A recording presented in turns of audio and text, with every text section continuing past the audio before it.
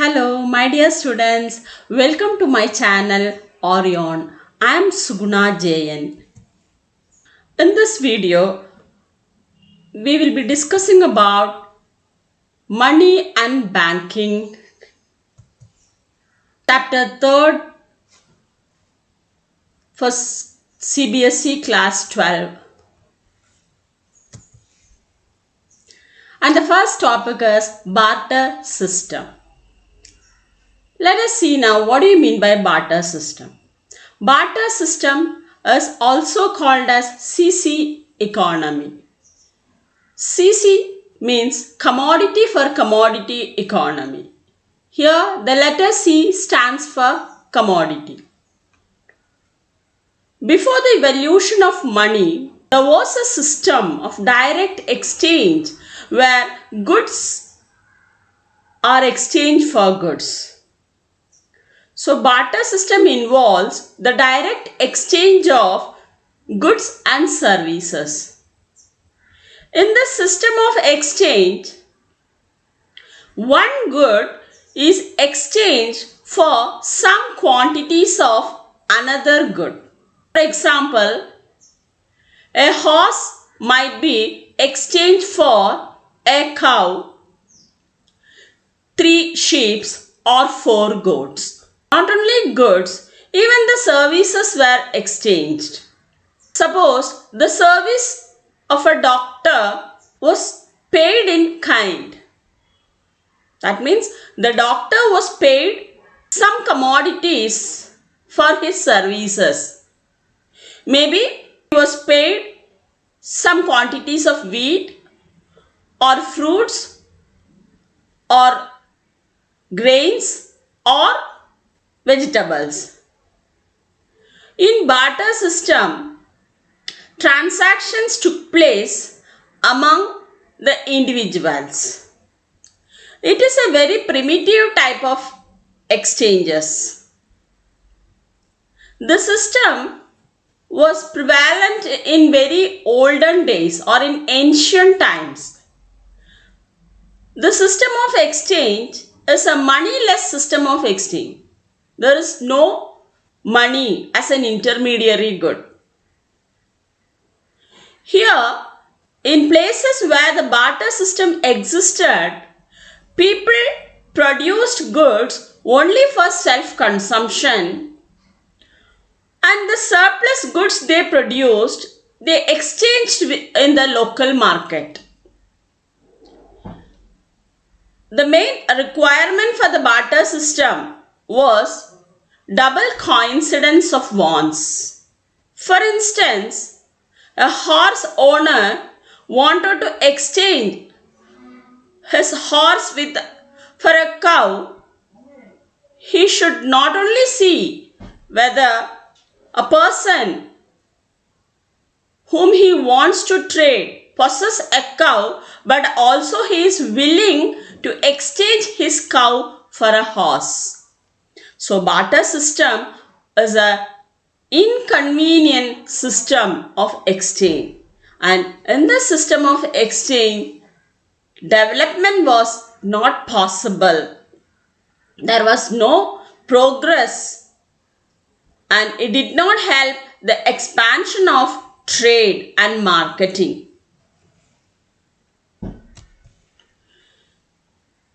Even though the barter system was followed in different countries for a longer period of time, it slowly declined.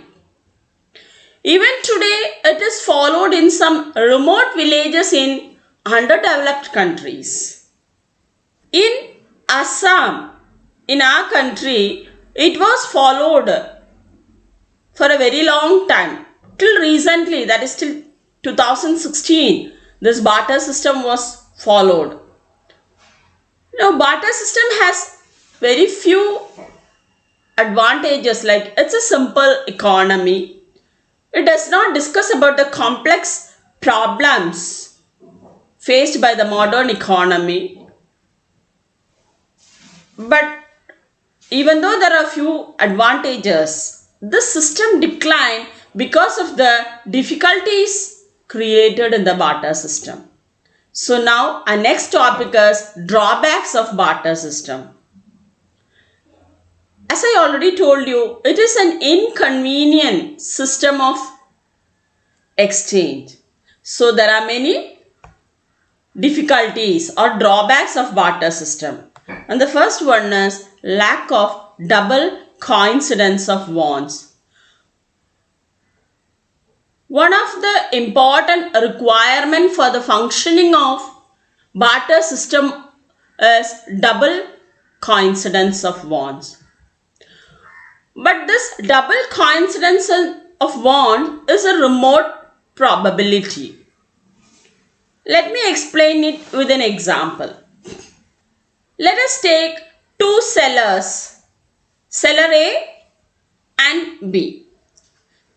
That is, seller A produces bread, whereas B produces butter. Now, this producer, he wants to sell bread and he want to buy butter from seller B.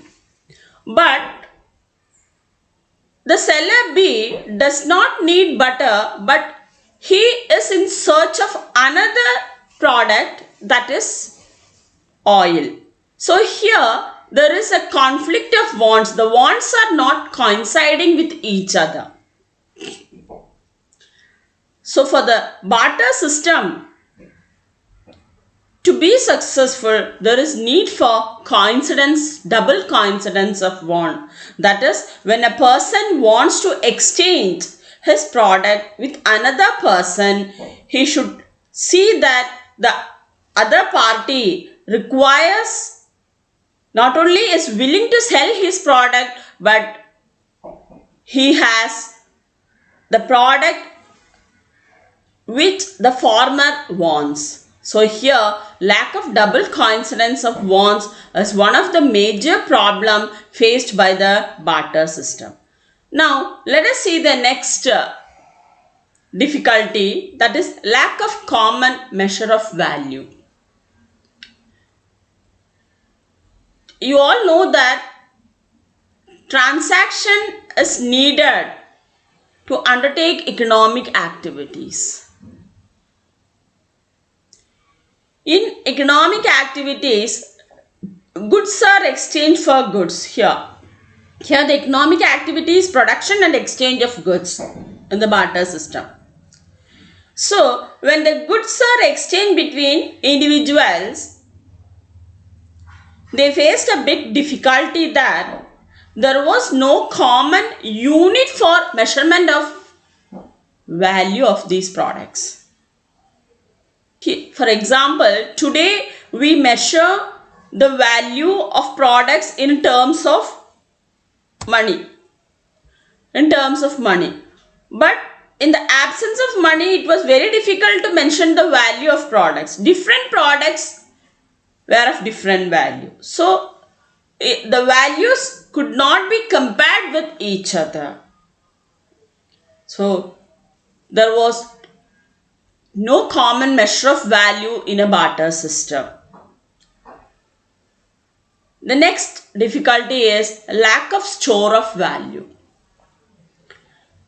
Store of value and store of wealth or transfer of wealth was absent in barter system.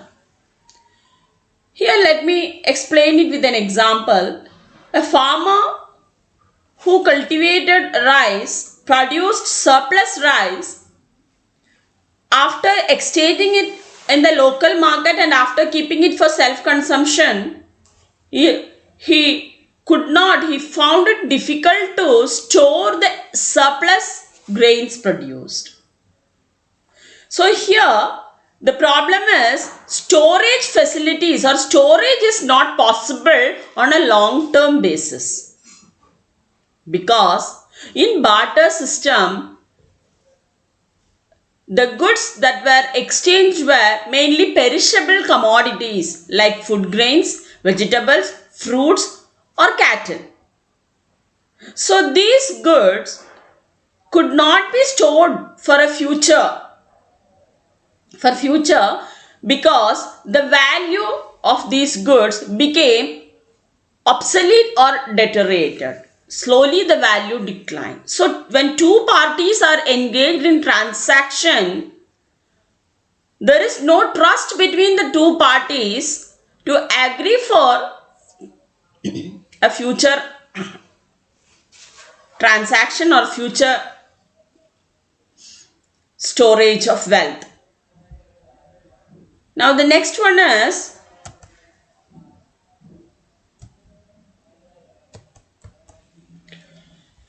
lack of standard for deferred payments. In barter system, there is no scope for future payments. That is, as I said earlier, since the things are produced for self-consumption and most of the things are perishable items, so people cannot agree for making future payments. Deferred means future. They are not able to buy and sell things on credit basis. There is no borrowing and lending facilities. People cannot enter into mutual contract or agreement for debt. No debt contracts were possible in barter system. So it lacks standard for deferred payments. Now the last point is lack of divisibility. In barter system, many things, many commodities which were exchanged were indivisible. The goods, because the commodities that were exchanged were mainly living things. The pastoralist and the agriculturist exchange cattle like cow, sheep, goat or horse, animals. So, in case of such things, divisibility was not possible. Now let us take the same example. The owner of a horse wanted to exchange his horse with a sheep owner. So he is ready to exchange a horse for more than 4 sheep. His demand is he need more than 4 sheep for one horse. But the sheep owner is not ready to sell for 5 sheep for one horse. So, can we think of exchange between these two persons? No. Because he cannot agree for 4.5 sheep. That might not happen because sheep cannot be divided as well as horse also cannot be divided. So here in such situation problems arises and there is no divisibility is not possible. So there is lack of divisibility and the time and effort taken by the producers, that is the sellers, as they face lot of loss. Okay. So children, I hope you understood drawbacks of barter system.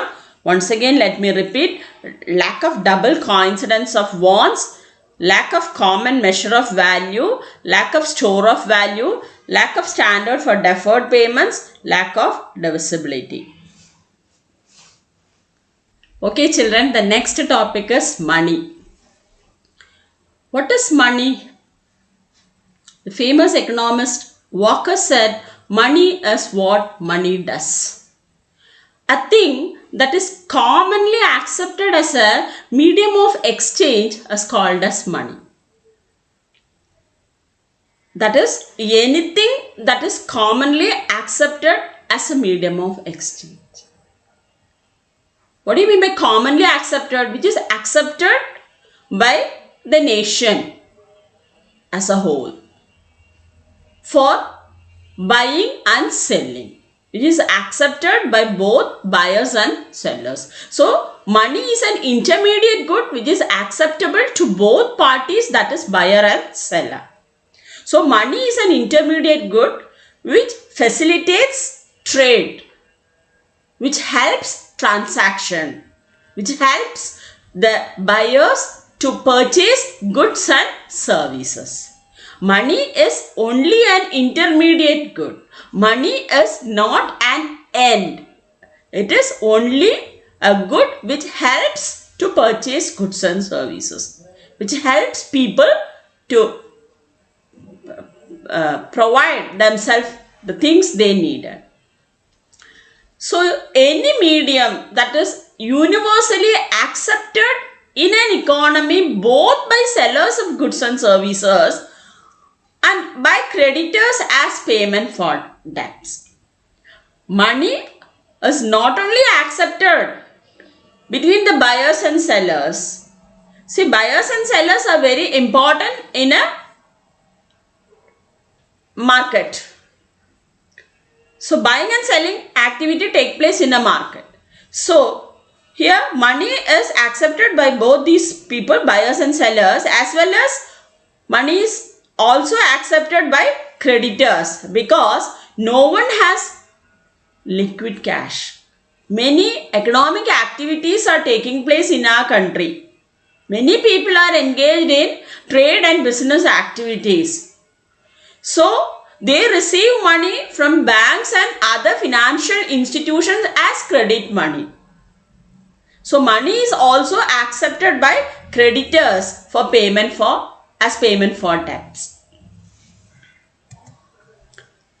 Now the next topic is evolution of money.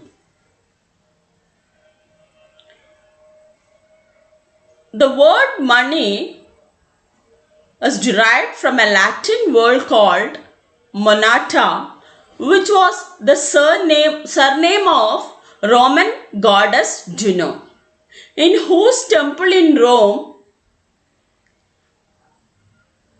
money was coined. So here money finds its origin to facilitate the need of exchange. That is, money was invented and used all over the world to overcome the difficulties faced by the barter system. So money is the most useful and necessary invention to overcome the drawbacks of barter system. The drawbacks like coincidence of wants, storage, etc., storage of value, all these problems are solved with the evolution of money. Transactions has become very simple and easy.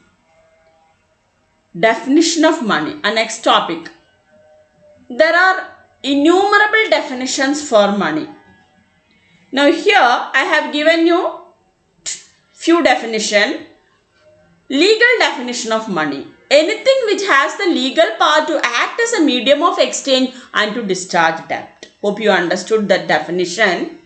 So here money has a legal power. That is, this money is issued as per the government order. It is legally authorized. Legal tender money. It is having the legal power to act as a medium of exchange and to discharge debt. Children, you have to study the definitions thoroughly. For an exam, they might ask to define what are the definitions of money, legal definition of money. Next is functional definition of money. Money is anything that is generally accepted as a means of exchange and at the same time act as a measure and a store of value.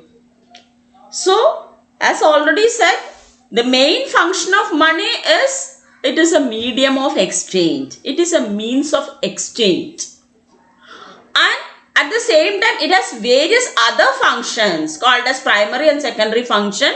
So, it is acting as a measure and store of value, which we will be discussing in our later topics. Next is fiat money. It is issued by the legal authority of an economy. That is the government of an country.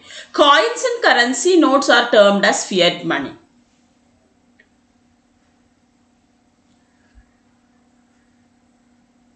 Fiduciary money. It is the form of money which is backed by the trust between the two parties, that is payer and payee. It is termed as fiduciary money. The term fiduciary means mutual trust. There should be mutual trust between the two persons, that is the payer and payee, when we are making future payments. And the future payments are made through checks and promissory notes. You should keep in your mind, children, checks are not money. It is a form of money. It is an instrument, a financial instrument. Next is full-bodied money. Money in terms of coins whose commodity value is equal to the monetary value. This type of money was prevalent during the British period in our country.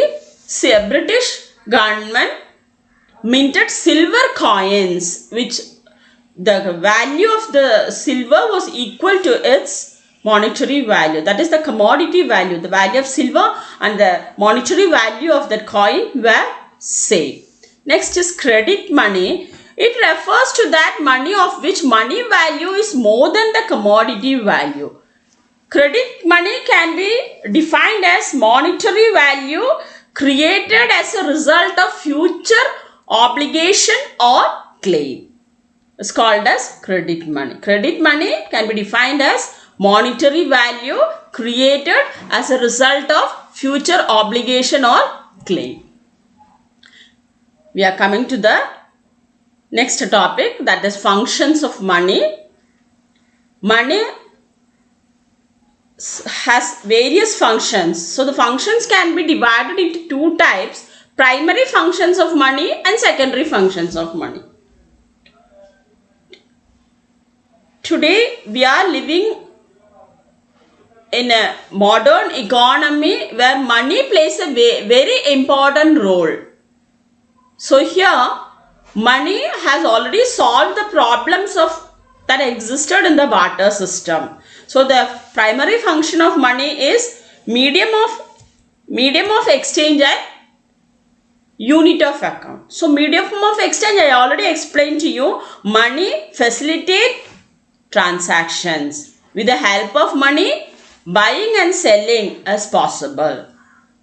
People are able to buy and sell goods and services. The trading activities is possible with the help of money. So any commodity which is accepted as medium of exchange was called as money. You know, in ancient times also different forms of money were used. Even primitive man had used some sort of money. The type of money differed according to the nature of livelihood of people. The hunter society used animal skins and weapons like bow, arrows, spearheads as money. Whereas the pastoralist used some commodities like cattle, that is living animals, cattle, cow, sheep, etc. as money. Romans used cattle and salt as money. Greeks used coins as money.